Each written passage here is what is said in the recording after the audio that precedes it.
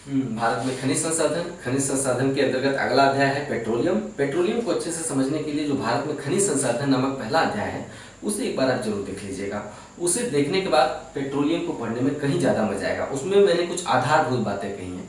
बहुत से लोगों को नहीं पता होता है कि मेरे सारे वीडियोज़ को क्रम से कैसे देखा जाए, तो बाकी लोग जरा उनकी मदद क्या करिए। अगर कोई लड़का या कोई अभ्यर्थी कमेंट करता है कि मुझे सर के सारे वीडियो एक क्रम से नहीं मिल रहे हैं, तो क्या आप लोग उनकी मदद नहीं कर सकते हैं? रिप्लाई कर दिया करिए कि सारे वीडियो एक क्रम से कैसे देखें।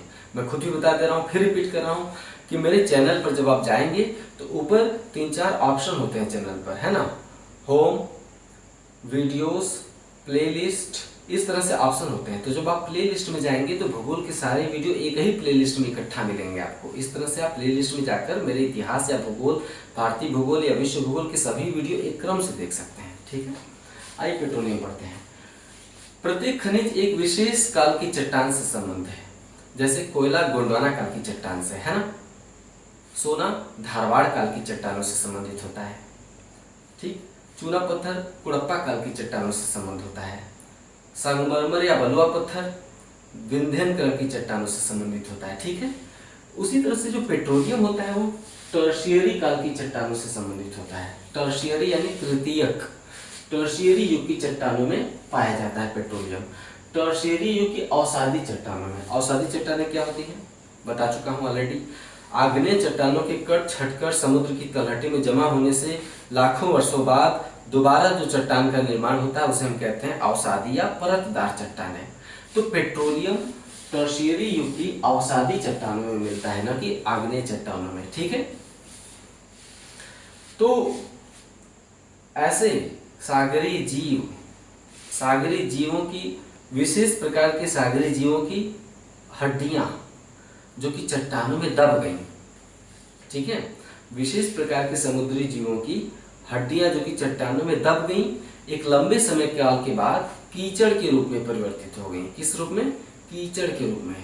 तापमान और दबाव के चलते, जब दबाव पड़ता है चट्टानों का तो तापमान पैदा होता है, तो दबाव और तापमान के चलते उनकी हड्डियां समुद्री जीवों की कीचड़ के रूप में परिवर्तित हो गई। वो कीचड़ आज क्या कहलाता है? पेट्रोलियम। क्यों? क्योंकि जीवों में ऊर्जा होती है ना। हम लोग मछली क्यों खाते हैं या दूसरे जीवों को हम क्यों खाते हैं? क्योंकि उसमें ऊर्जा होती है। तो वो ऊर्जा लंबे समय काल में दबाव और ताप के परिणाम स्वरूप कीचड़ में परिवर्तित हो गई।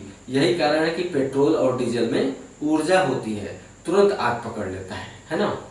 तो पेट्रोलियम कीचड़ के रूप में पाया जाता है, मड के रूप में पाया जाता है। तो टर्शियरी युग की अवसादी चट्टानों में पाया जाता है।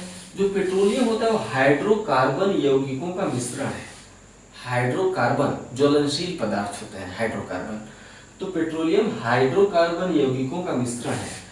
हाइड्रोकार्बन में 70% तेल होता है और 30% प्राकृतिक गैस मिलती है।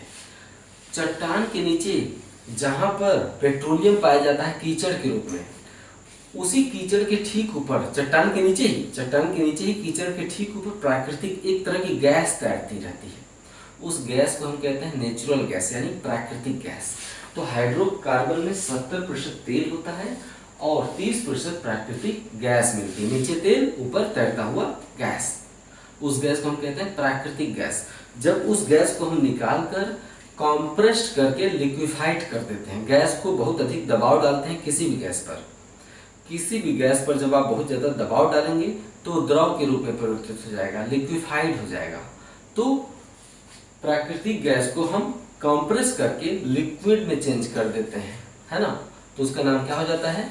सीएनजी या एलएनजी। सीएनजी मतलब कॉम्प्रेस्ड नेचुरल गैस, एलएनजी मतलब लिक्विफाइड नेचुरल गैस, एक ही है। भारत में पेट्रोलियम उत्पादन में अपतटीय क्षेत्रों का योगदान 66% है।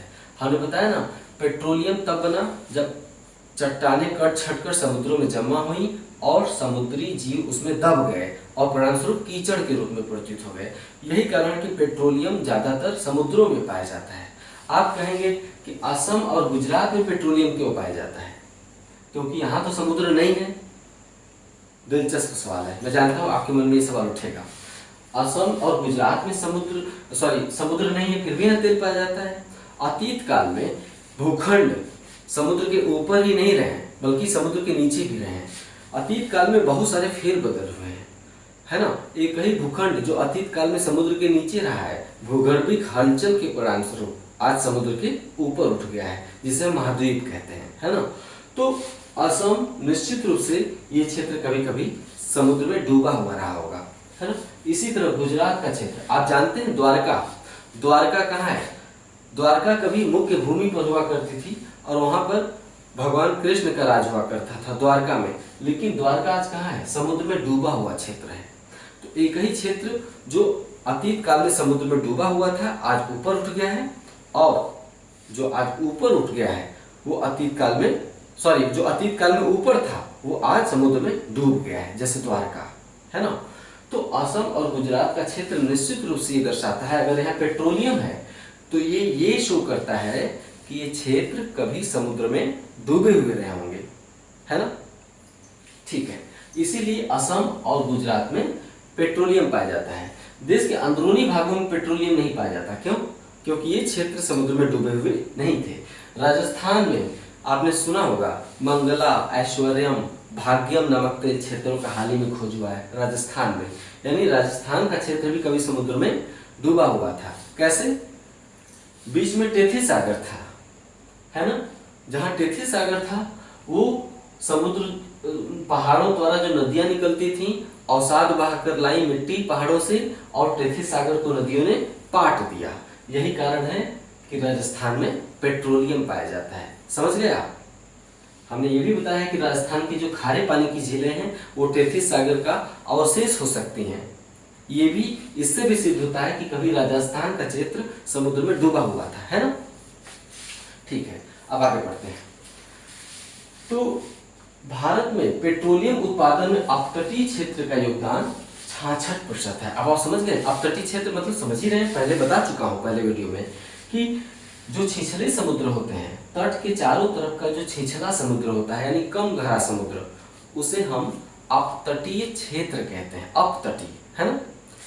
ये ऑन शोर है और ये ऑफ शोर है। ऑफ शोर मतलब छिछले सागर। तो देश का 66% पेट्रोलियम ऑफ शोर में पाया जाता है, यानी अपतटीय क्षेत्रों में पाया जाता है। क्यों पाया जाता है, समझ गए? ठीक है, नेक्स्ट। भारत ही नहीं बल्कि एशिया में सर्वप्रथम पेट्रोलियम उत्पादन 1867 में असम के माकुम क्षेत्र में किया गया। यानी भारत ही नहीं पूरे एशिया में सबसे पहले किसी तेल कुएं की अगर ड्रिलिंग हुई तो कहाँ हुई? असम के माकुम क्षेत्र में। कब? 1867 में। माकुम में ही देश का पहला तेल कुआं खोदा गया। अगर आपसे सवाल पूछा गया कि भारत में पहला तेल कुआं कहाँ खोदा गया, तो आपका उत्तर होगा माकुम क्षेत्र में। 1800 कब? 1867 में, याद कर लीजिए। ठीक है, लेकिन ये बहुत छोटे स्तर पर था। एक तरह कहते हैं ना प्रयोग करना, खोज करना। ये खोज की जा रही थी, ड्रिलिंग की गई और वहां पर तेल पाया गया। पहली ड्रिलिंग थी, पहला तेल कुआं था। ये प्रयोग के स्तर पर था, व्यापक स्तर पर नहीं था, उद्योग के स्तर पर अभी नहीं था, है ना। एक होता है कि खोज कर लेना। अगर हम पहले तो खोज करते हैं, खोज करने के बाद हमारे दिमाग में आइडिया आता है कि अगर इसको निकाल कर बेचें तो बहुत सारा पैसा मिलेगा। इस आइडिया को क्या कहते हैं? उद्योग, इंडस्ट्री। लेकिन यह छोटे स्तर पर था। भारत में पेट्रोलियम उद्योग की शुरुआत, मतलब व्यापक स्तर पर ड्रिलिंग करना और तेल को निकालना, लेकिन छोटे स्तर पर था। भारत में पेट्रोलियम उद्योग की शुरुआत 1889 में हुई, जब असम के डिगबोई में दूसरा तेल कुआं खोदा गया। यानी माकुम में प्रयोग के तौर पर तेल कुआं खोदा गया और तेल पाया गया। ठीक है, डिगबोई में 1889 में दूसरी बार तेल कुआं खोदा गया। माकुम के बगल में ही था डिगबोई, और जब डिगबोई में तेल कुआं मिला तो उसे उद्योग का रूप दे दिया गया। व्यापक पैमाने पर तेल का निकासी शुरू हुआ धरती की गर्भ से। इसे आप लिख लीजिएगा, ये बार बार पूछा गया है। देश का पहला तेल कुआं माकुम। पेट्रोलियम उद्योग की शुरुआत कहाँ हुई? डिगबोई में। कब हुई? 1889 में। नेक्स्ट, आजादी के बाद की बात करते हैं थोड़ी सी। आजादी के बाद देश के संभावित तेल भंडारों का पता लगाने के लिए, आजादी के बाद देश के संभावित तेल भंडारों का पता लगाने के लिए 1956 में तेल एवं प्राकृतिक गैस आयोग की स्थापना हुई। Oil and natural gas commission अर्थात ONGC, oil and natural gas commission की स्थापना 1956 में हुई। किस लिए? देश के तेल भंडारों का पता लगाने के लिए। ठीक है। 1994 में तेल एवं प्राकृतिक गैस आयोग का नाम बदलकर तेल एवं प्राकृतिक गैस निगम कर दिया गया, अर्थात oil and natural gas corporation. पहले क्या था? Oil and natural gas commission. अब हो गया 1994 में oil and natural gas corporation. English में नाम वही है, शॉर्ट नेम। यहाँ भी ONGC है, यहाँ भी ONGC है। यहाँ पे oil and natural gas corporation, sorry commission, और यहाँ है oil and natural gas corporation. ठीक है। नेक्स्ट पॉइंट, 1959 में 1959 में देश के तेल भंडारों का पता लगाने के लिए दोबारा अब एक दूसरे संगठन की स्थापना हुई। फिर 1959 में देश के तेल भंडारों का पता लगाने के लिए ऑयल इंडिया लिमिटेड की स्थापना की गई, यानी ONGC 1956, oil India limited OIL 1959। ठीक है। नेक्स्ट, ONGC का काम है देश में तेल भंडारों का पता लगाना, लेकिन जब ONGC लगातार सफलता प्राप्त करता चला गया, ONGC ने बहुत सफलतापूर्वक देश में तेल भंडारों की खोज की, तो ONGC ने अपने उद्योग विदेशों में भी स्थापित करने शुरू कर दिए, अर्थात विदेशों के साथ समझौते करके वहां पे तेल कुओं की खोज करना, है ना। जैसे वियतनाम में ONGC तेल कुओं की खोज कर रहा है। ONGC आज एक उन्नत तकनीक वाला संगठन है। बहुत से देशों को पता नहीं है कि हमारे देश में तेल कहाँ कहाँ है धरती के नीचे, तो ONGC ऐसे देशों की मदद करता है तेल खोजने में भी और तेल निकालने में भी। ठीक है। तो ONGC ने अपना काम विदेशों में भी शुरू किया, लेकिन ONGC की वह शाखा जो विदेशों में तेल खोजने का काम करती है उसका नाम है ONGC विदेश लिमिटेड। ONGC की वह शाखा जो विदेशों में तेल की खोज करती है उसका नाम है ONGC विदेश लिमिटेड। ठीक है। विदेशों में तेल भंडारों का पता लगाने के लिए ONGC के सहायक के रूप में ONGC विदेश लिमिटेड अर्थात OVL, O से ONGC, V से विदेश और L से लिमिटेड, विदेशों में तेल भंडारों का पता लगाने के लिए ONGC के सहायक के रूप में ONGC विदेश लिमिटेड की स्थापना 1965 में हुई। ठीक है, 1965 में की गई। ONGC विदेश लिमिटेड OVL अर्थात ONGC विदेश लिमिटेड भारत की सबसे बड़ी बहुराष्ट्रीय निगम है। बहुराष्ट्रीय निगम मतलब मल्टीनेशनल कॉरपोरेशन, एक ऐसी कंपनी जो मल्टीनेशनल कई देशों में अपनी शाखाएं स्थापित की रहती है, उसे हम क्या कहते हैं? मल्टीनेशनल कॉरपोरेशन कहते हैं। तो ONGC विदेश लिमिटेड भारत की सबसे बड़ी बहुराष्ट्रीय निगम है ना, जो तमाम देशों में उद्योग कर रही है, जो 17 देशों की 21 तेल परियोजनाओं में शामिल है। ONGC विदेश लिमिटेड आज 17 देशों के 21 तेल परियोजनाओं में शामिल है, अर्थात 17 देशों में तेल भंडारों की खोज कर रही है। नेक्स्ट, अब हेडिंग आप डालेंगे देश के प्रमुख तेल क्षेत्र। देश के प्रमुख तेल क्षेत्र, इसके अंतर्गत लिखिए देश में प्रमुख रूप से 4 तेल क्षेत्र हैं। पहले चारों के नाम लिख लेते हैं। असम या ब्रह्मपुत्र तेल घाटी तेल क्षेत्र, असम या ब्रह्मपुत्र घाटी तेल क्षेत्र। दूसरा है गुजरात तट तेल क्षेत्र, गुजरात तट तेल क्षेत्र। तीसरा है पश्चिमी अपतटीय तेल क्षेत्र। चौथा है पूर्वी अपतटीय तेल क्षेत्र। फिर से रिपीट कर रहा हूं, भारत में प्रमुख रूप से 4 तेल क्षेत्र हैं। असम या ब्रह्मपुत्र घाटी तेल क्षेत्र, गुजरात तट तेल क्षेत्र, पश्चिमी अपतटीय तेल क्षेत्र, पूर्वी अपतटीय तेल क्षेत्र। ठीक है, अब असम या ब्रह्मपुत्र घाटी तेल क्षेत्र, इसके अंतर्गत लिखिए यह देश का सबसे पुराना तेल क्षेत्र है। क्वेश्चन बार बार बना हुआ है कि देश का सबसे पुराना तेल क्षेत्र कौन सा है।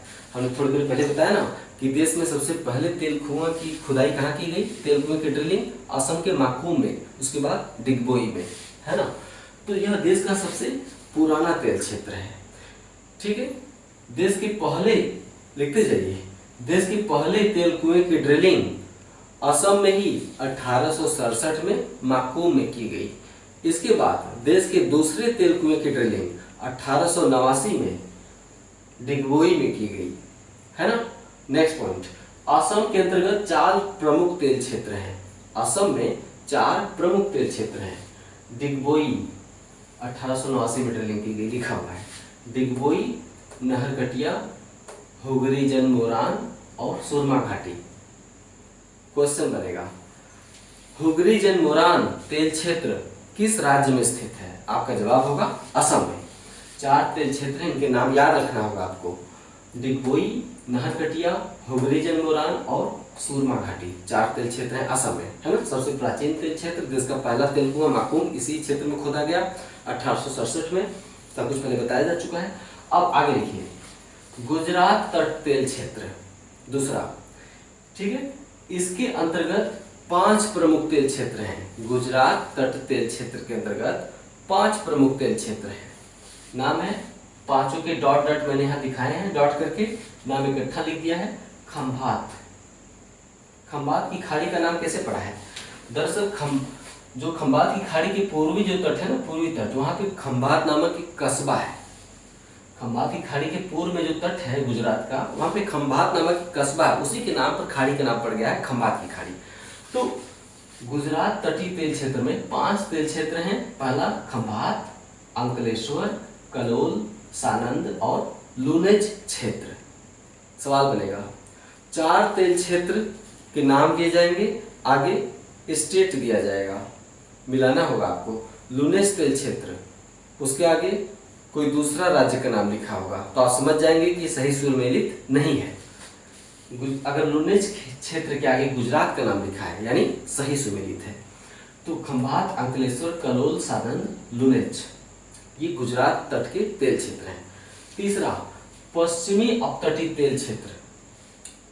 इसके अंदर पहला पॉइंट, यह देश का सबसे बड़ा और सबसे संपन्न तेल क्षेत्र है। नेक्स्ट पॉइंट, इसके अंतर्गत 2 प्रमुख तेल क्षेत्र हैं। पहला मुंबई हाई, एक मिनट, इसके अंतर्गत 2 प्रमुख तेल क्षेत्र हैं। पहला पश्चिमी अपतटीय तेल क्षेत्र के अंतर्गत 2 प्रमुख तेल क्षेत्र हैं। पहला मुंबई हाई तेल क्षेत्र, दूसरा बसीन तेल क्षेत्र। मुंबई हाई और बसीन।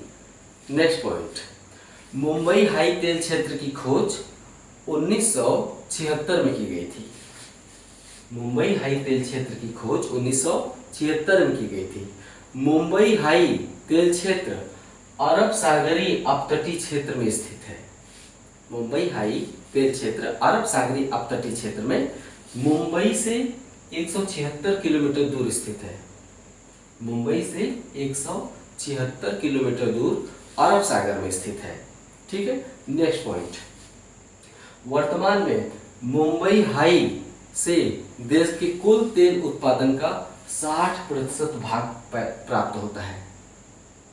वर्तमान में मुंबई हाई से देश के कुल तेल उत्पादन का या देश के कुल पेट्रोलियम उत्पादन का 60% भाग प्राप्त होता है। या दूसरे अर्थों में, दूसरे शब्दों में ऐसे लिख सकते हैं, मुंबई हाई देश का 60% तेल उत्पादन करता है।